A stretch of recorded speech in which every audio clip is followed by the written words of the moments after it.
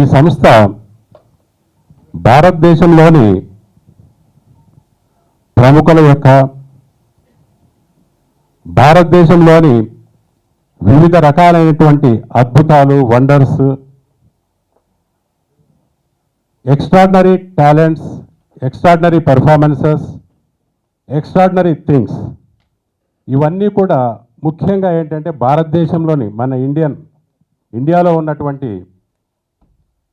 ఈ గొప్ప విషయాలన్నింటినీ కూడా రికార్డ్ చేసి నమోదు చేయడం జరుగుతుంది.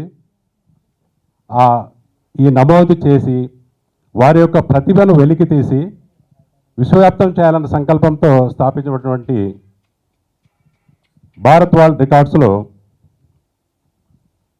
ఈరోజు మన ప్రియతమ నిర్మాత, ప్రముఖ నిర్మాత,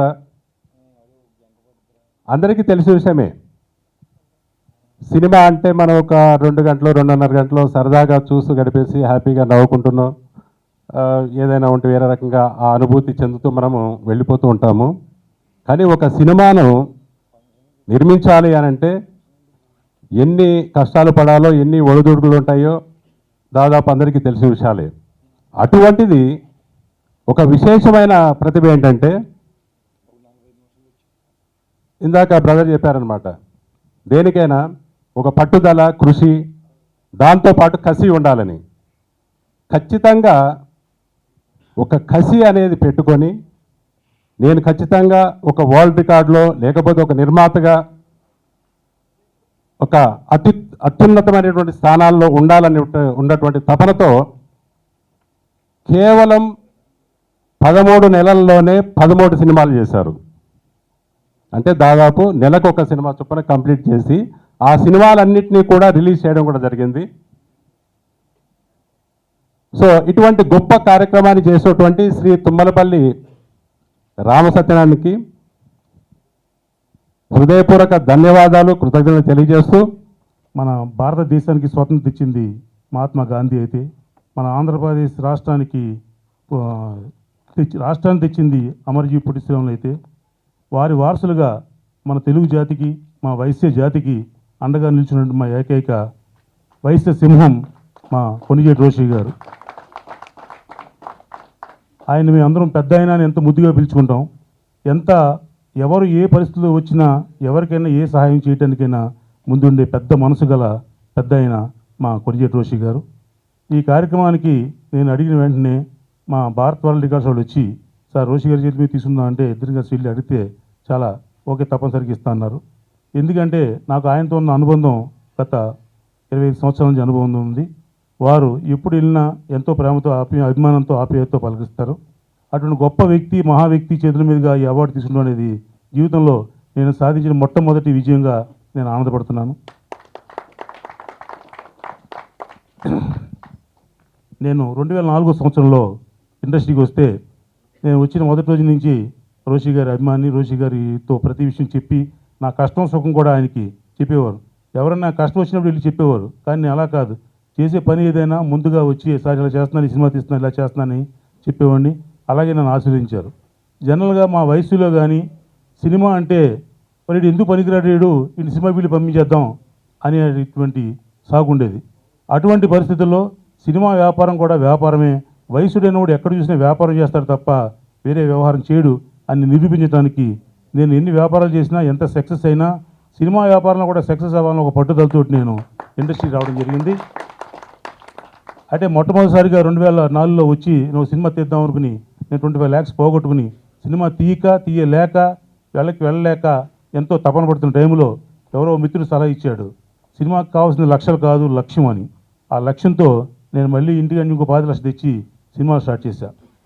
సినిమా స్టార్ట్ చేయడానికి ఒక మార్గం, ఒక ఐడియాలజీని కనుక్కుని సినిమాను మనం ఇలా ఎందుకు తీయకూడదు, ఇలా తీస్తే ఎందుకు సక్సెస్ అవ్వలేం అని చెప్పని నేను వ్యాపారస్తుడిని. కమర్షియల్గా 100 రూపాయలు పెట్టుబడి పెడితే 110 రూపాయలు రావాలనుకునే వ్యాపారస్తుని నేను. నాకు ప్యాషన్ అనేది ఉంది కానీ అది పిచ్చి మాత్రం కాదు. ప్యాషన్తో పాటు వ్యాపారం, లాభం, కష్టం, సుఖం అన్నీ కావాలని ఉద్దేశంతో నేను ఎంతో కష్టపడి సినిమాని ఎలా తీయాలని నేర్చుకుని ఒక 5 లక్షలు పోగొట్టిన తర్వాత నాకు అనుభవం వచ్చింది. ఆ అనుభవంతో నేను మొట్టమొదటి సినిమాని ఎస్పి సింహ అనే సినిమాని స్టార్ట్ చేయడం జరిగింది. దానికి మొదటి రోజున నాకు క్లాప్ కొట్టింది మా గౌరవనీయులు శ్రీ కొంజేటి రోషి గారు. ఆ తర్వాత ఆ సినిమాని నేను నిర్మించి రిలీజ్ చేసి ఇంత ఈజీగా సినిమా తీయచ్చు, ఇంత ఇలా చేయొచ్చు అనే విషయాన్ని నేర్చుకుని ఆ సంవత్సరంలో కేవలం గిన్నిస్ బుక్ రికార్డు కోసమే నేను 13 నెలల్లోనే 13 సినిమాలు తీశాను. ఎందుకంటే భవిష్యత్తులో ఎవరైనా రేపు సంవత్సరంలో 12 సినిమాలు తీస్తారేమో, మళ్ళీ ఆ గ్రిట్ మనకు దక్కుద్ది లేదు అని దొరుకుతుంది. ఆ రోజునే నేను 13 సినిమాలు ప్లాన్ చేశాను. అప్పట్లో మా సెన్సార్ ఆఫీసర్ విజయ్ కుమార్ రెడ్డి గారు ఉండేవారు. ఆయన అనేవారు, ఏంటి ప్రతి నెల నీ సినిమా చూడలేకపోతున్నాను నేను, మాకు అవకాశం గ్యాప్ ఇవ్వాలని అడిగేవారండి. సార్ ఇది ఒక రికార్డు అది ఎప్పటికైనా మళ్ళీ మీ పేరు చెప్పుకుంటాం సార్ అన్నాం. ఆ విధంగా నాకు ఆయన విజయ్ కుమార్ రెడ్డి గారు కూడా ప్రోత్సహించి ఈ సినిమాని తీయడానికి సహకరించారు. అలాగే ఒక సక్సెస్ వెనుక చాలామంది హెల్ప్ సహకారం ఉంటుంది. ఆర్థికంగా సహకారం చేయడమే ఒక హెల్ప్ అని అనుకోను, మానసికంగా కూడా మోరల్గా కూడా ఒక భుజం చేసి ఎదరికెళ్ళి కింద ఉన్నాను అని చెప్పినవాడు కూడా నాకు సహాయం చేసినట్టు లెక్క. అలా చేసిన వ్యక్తుల్లో నాకు కేవీ సత్యనారాయణ ఒక ఆయన, రాష్ట్ర మాజీ గవర్నర్, ఉమ్మడి ఆంధ్రప్రదేశ్కి ముఖ్యమంత్రిగా పనిచేసిన డాక్టర్ కొంజేటి రోషి గారికి, ఈరోజు హీరో తుమ్మలపల్లి రామసత్యనారాయణ గారికి, వేదిక మీద ఉన్న పెద్దలు శివాజీరాజు గారు, శ్రీనివాస్ గారు, శివకుమార్ గారు, అందరికీ నా నమస్కారం. తమిళనాడు బోసిపోయింది. 5 సంవత్సరాలు తమిళనాడులో ఉన్న 2 కోట్ల తెలుగు ప్రజానీకానికి నేనున్నానంటూ ఉండే పెద్ద ఆయన పదవీ కాలం ముగించుకుని స్వరాష్ట్రానికి తిరిగి వచ్చిన సందర్భంగా అక్కడ ప్రజల మనోభావాలు ఇప్పుడు ఈ సందర్భంగా చెప్పాలని అనిపించింది. రాజ్భవన్ కడపోయింది. రోషి గారు ఉన్నంతకాలం ప్రతి తెలుగు వారికి, తమిళనాడులో ఉన్న 2 కోట్ల తెలుగు వారికి రాజ్భవన్లో ఫ్రీ ఎంట్రీ. ప్రతి ఒక్కరికి అపాయింట్మెంట్ సింగారి ఫోన్ చేసి అడిగితే ఏదో ఒక టైంలో అపాయింట్మెంట్ ఇచ్చేవారు. ప్రతి ఒక్కరిని కలిసేవారు. ప్రతి ఇంట్లో పెళ్లికి, ప్రతి ఇంట్లో శుభకార్యానికి, యూనివర్సిటీల్లో కాన్వకేషన్ లాగా ప్రతి పిలిచిన ప్రతి ఒక్క తెలుగు కుటుంబానికి ఆప్తుడిలాగా, పెద్దాయనలాగా, తమిళనాడులో ఉన్న తెలుగు వారందరికీ పెద్దాయనలాగా ఉన్న రోషి గారు హాయిగా 100 సంవత్సరాలు జీవించి మనవాళ్ళు మనవరాలతోనూ బ్యాలెన్స్ జీవితం గడుపుతున్నారని చెప్పి సంతోషంగా ఉంది. అలాగే రామ్ సత్యనారాయణ గారు ఒక్క సంవత్సరంలో 13 సినిమాలు చేయటం అంటే ఒక నిర్మాతగా నాకు తెలుసు. దానిలో ఉన్న కష్టాలు, నష్టాలు, బాధలు. రోజు ఒక పెళ్లి, ఒక సంతర్పణ, ఒక 100 మంది పైచిలుకు వారికి భోజనాలు పెడుతూ మనకెంత లాభం వచ్చిందో మనకు తెలియదు, కానీ మనతో పాటు ఉన్న ఆర్టిస్టులు, టెక్నీషియన్స్, ప్రొడక్షన్ బాయ్ వరకు ప్రతి ఒక్కళ్ళకి సమానంగా చూసుకునే బాధ్యత నిర్మాతది. అలా చూడబట్టే, ఆ గుడ్ విల్ ఉండబట్టే ఒక్క సంవత్సరంలో 13 సినిమాలు తీయగలిగారు. భారత్ వరల్డ్ రికార్డు వారు ఇచ్చిన ఈ సర్టిఫికెట్ ఎంతో అభినందించాలి.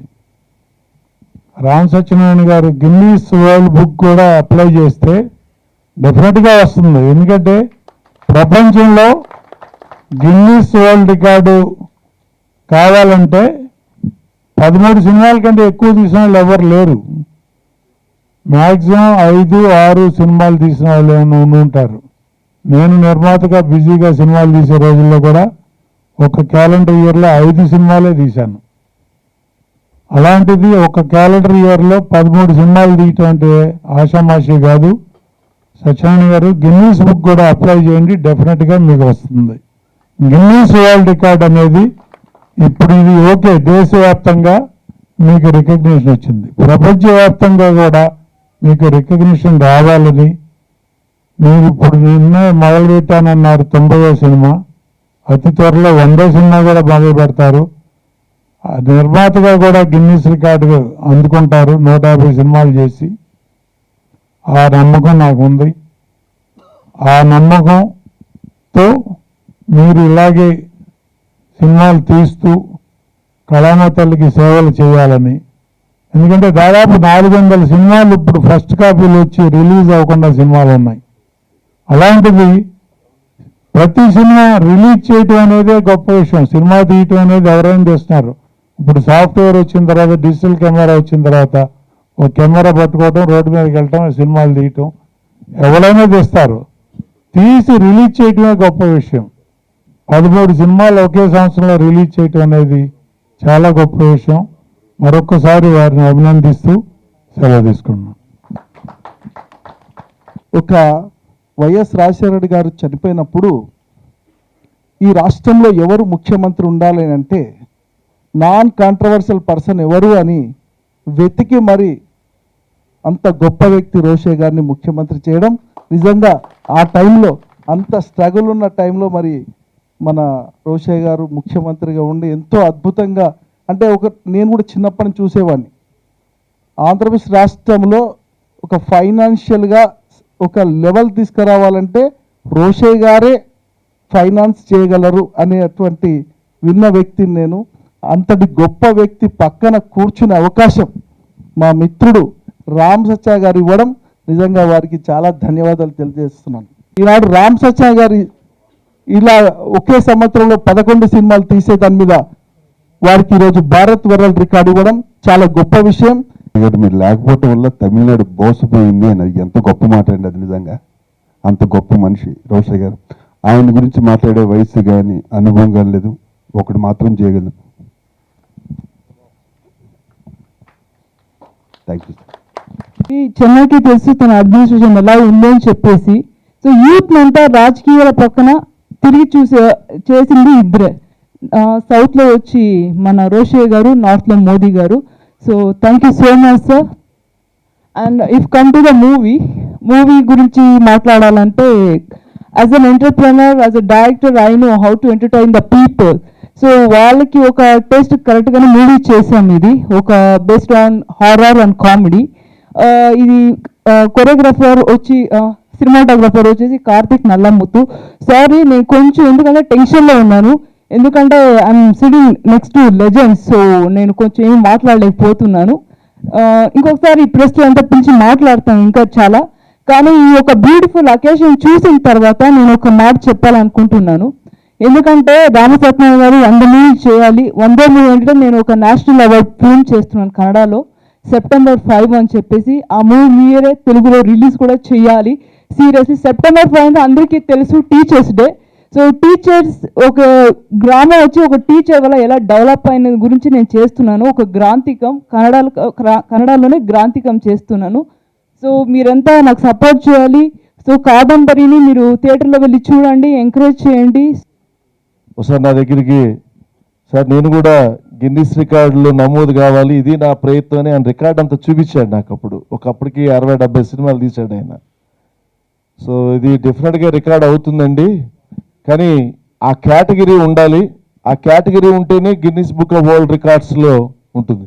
నేను first Guinness book of world record నేను మహాత్మా గాంధీ గారి యొక్క సత్యాగ్రహ సిద్ధాంతం మీద అహ్మద్ పటేల్ గారు అడిగారు, సోనియా గాంధీ గారు అడిగారు కదా అని సత్యాగ్రహ సందేశ్ యాత్రకి సాబర్మతి ఆశ్రమంలో కూర్చుని ఒక పాట రాసి ఆ పాటని గుజరాతీలో ట్రాన్స్లేట్ చేసి అహ్మద్ పటేల్ గారి ఇంట్లో కూర్చుని వినిపించా. బాగుంది నాన్న, దీన్ని ఇంకో భాషలో కూడా పాడు అని అడిగారు. కొన్ని భాషల్లో పాడిన తర్వాత సోనియా గాంధీ గారి దగ్గర తీసుకెళ్ళి మొత్తం పాటలన్నీ కారులో కూర్చుని విన్నారు. ఆ రోజు ఆవిడ సోనియా గాంధీ గారు సత్యాగ్రహ సందేశ్ యాత్రలో పాటలు. అందులో పాటని బయటకు వచ్చిన తర్వాత నా మిత్రుడు లగడపాటి రాజగోపాల్, ఇది భారతీయ భాషలన్నింటిలో పాడేసేయండి సార్ అన్నాడు. అంటే నేను ఆ ప్రయత్నంలో పాడుతూ ఉండగా, అంటే ఎందుకు చెప్తున్నా అంటే నరేషను ఒక ప్రయత్నం ప్రపంచానికి అర్థం కావడం కోసం, ఇది Guinness book of world record కోసం చేశాడని అనుకోను. ఆయన సినిమా మీద పిచ్చి ప్రేమతో చేశాడు. ఆ ప్రేమే ఇవాళ భారత్ వరల్డ్ రికార్డ్స్లోకి రాగలిగిందని నేను అనుకుంటున్నా. అందరూ రామ్ సత్యనారాయణ గారి గురించి ఆల్రెడీ చెప్పారు. మనందరికీ తెలుసు ఇదే వేదిక మీద మనం ఎన్నో ఆయన మూవీస్ మనం ఆడియో లాంచ్ కానీ టీజర్ లాంచ్ కానీ ఇవన్నీ చేయడం జరిగింది. నేను కూడా నాకు తెలిసి ఈ 100 సినిమాలలో నేను కూడా ఒక 5-6 సినిమాలలో నటించడం జరిగింది. నాకు సినిమా ఫీల్డ్తో పెద్దగా లోతైన పరిచయం లేదు, పైన పరిచయం. రామ సత్యనారాయణ ఈ రంగంలో ఉన్నాడు, సినిమాలు తీస్తూ పైకి వస్తున్నాడు, అతని టెక్నిక్ ఏమిటో తెలియదు కానీ తక్కువ ఖర్చుతో మంచి సినిమాలు తీస్తాడు అనే మాట వింటూ ఉండేవాడిని. ఎప్పుడైనా వచ్చి కార్యక్రమానికి రావాలి అని అంటే తెలిసిన మిత్రుడుగా, నాకు తెలియని రంగంలో సినిమా రంగంలో పనిచేస్తున్నటువంటి మిత్రుడుగా, సాహసం చేస్తున్నాడు, ఇలాంటి సాహసం చేసేవారికి చేతనైన సాయం చేద్దాం అన్న ఉద్దేశంతోనే మరి ఎప్పుడు ఏ కార్యక్రమం పెట్టుకున్నా కాదనకుండా వస్తూ ఉన్నాను. ఈరోజు కూడా భారత్ వరల్డ్ రికార్డ్స్లో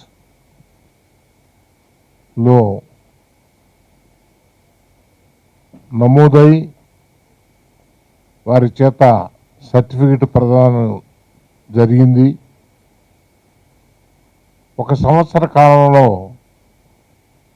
13 పిక్చర్స్, చిన్న చిన్నవే కావచ్చు, picture is a picture, 13 pictures ఒక సంవత్సర కాలంలో తీయటం అంటే సామాన్యం కాదు. అలాంటి అరుదైనటువంటి రికార్డుని రామ సత్యనారాయణ సాధించాడు.